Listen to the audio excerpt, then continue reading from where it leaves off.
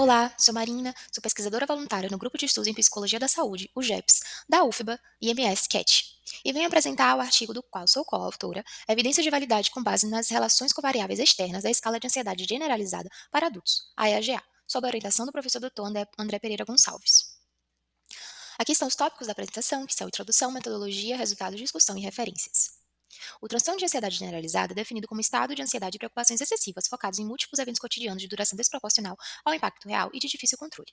No cenário brasileiro, a prevalência desse transtorno na população geral é estimada em 3,3%.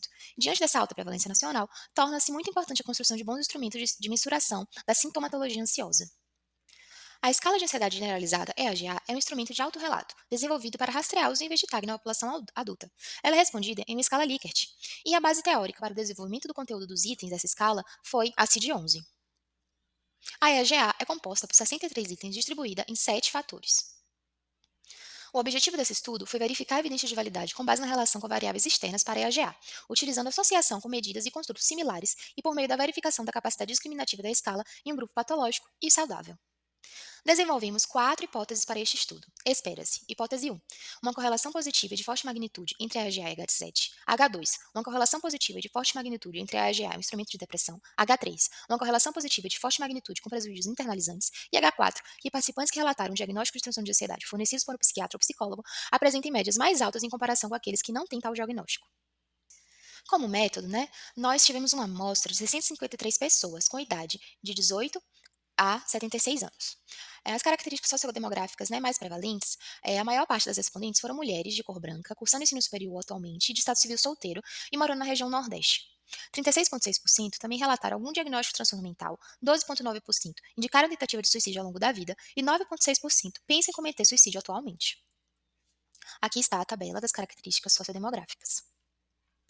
Os instrumentos utilizados foram a EAGA, a SESD, a TRIA e a GAD-7. Os procedimentos, primeiro foi a avaliação do comitê de ética, depois a coleta de dados online pelo Google Forms, posteriormente com a aplicação do TCLE e posteriormente a análise de dados. Na análise de dados, nós analisamos as características sociodemográficas da amostra por meio de análises descritivas e também verificamos a associação entre o score geral e fatores específicos da EGA com medidas externas, utilizando a correlação de Pearson. Consideramos uma relação estatisticamente significante quando P menor que 0,01. Optamos por considerar correlações importantes apenas com valores acima de 0,30, que apresentam uma variância compartilhada de 9% entre as medidas analisadas. Consideramos apenas correlações consideradas de magnitude moderada. Dividimos a amostra em 2 grupos. O primeiro grupo foi formado por pessoas que autodeclararam ter um transtorno de ansiedade diagnosticado por psiquiatras ou psicólogos, e o segundo grupo foi formado por pessoas que indicaram não ter diagnóstico de nenhum transtorno mental. Comparamos os 2 grupos utilizando o teste T e verificamos a magnitude da diferença utilizando o D de Cohen. Agora falarei dos resultados.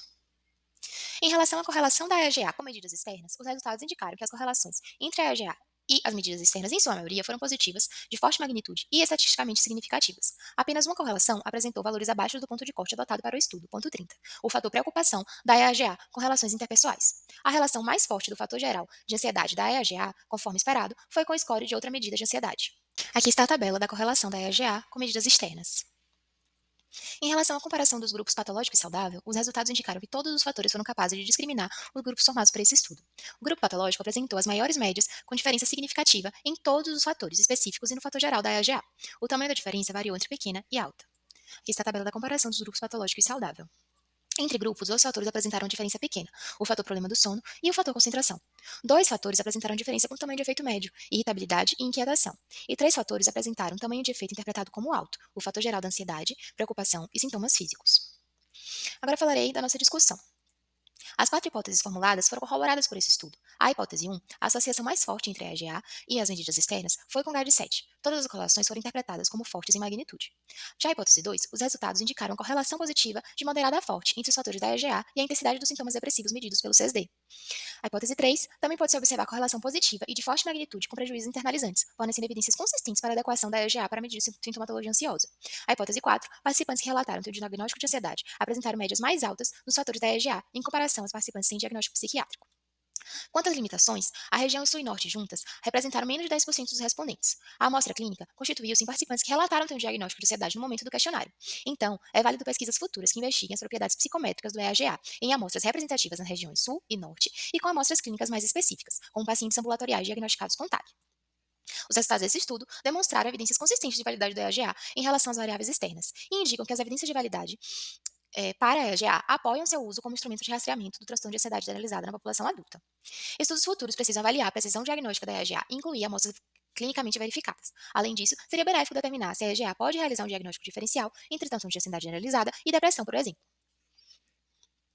Muito obrigada pela atenção, agradeço ao Congresso UFBA e ao meu grupo de estudos em Psicologia da Saúde, o GEPS.